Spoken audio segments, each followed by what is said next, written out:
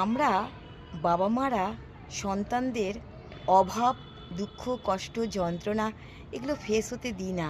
আমরা মনে করি দুঃখ, কষ্ট, যন্ত্রণা আমরা ভোগ করব, ওরা যাতে না ভোগ করে। কিন্তু একটু চিন্তা করে দেখা গেলে দেখো তো, আমরা তো সারা জীবন এই পৃথিবীতে থাকবো না। আমরা কিন্তু একদিন এই পৃথিবী ছেড়ে চলে যেতেই হবে, এটাই চিরন্তন, চিরসত্য। কিন্তু আমাদের সন্তানদের যেন জীবনে দুঃখ কষ্ট না আসে, এটা আমরা সবসময় চাইবো। কিন্তু যদি কোনো দিন ওদের জীবনে এই দুঃখ কষ্ট যন্ত্রণা আসে, তাহলে ওরা কি করে ফেস হবে? ওরা তো ডিসব্যালেন্স হয়ে পড়বে, তাই না?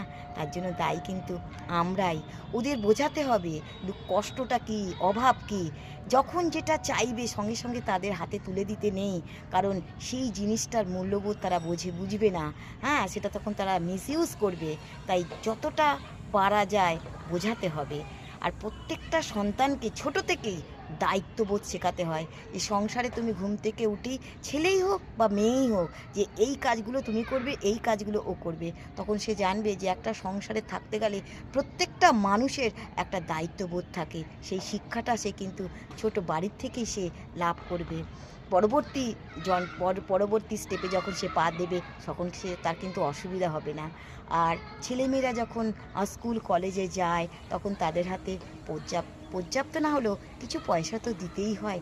কিন্তু পয়সা দেওয়ার পরে দিনের শেষে যখন সে বাড়ি ফিরবে, সেই পয়সাটার হিসাব কিন্তু তার কাছ থেকে নিতে হয়। কারণ হিসাব নেওয়াটা বড় প্রশ্ন নয়, প্রশ্নটা হচ্ছে সারাদিন ও কী খাচ্ছে, কার সঙ্গে মিশছে, কী করছে, সেগুলো আমরা দেখতে পাই না। কিন্তু যতটা পারি, যে যদি এই পয়সা দিয়ে কি ও কী করছে, কী খাচ্ছে, তাই না, সেটা আমাদের জানতে হবে। প্রথম দিন হয়তো সে বলল, যে স্বীকার করলো বা বলল আমি এটা করছি সেটা করেছি।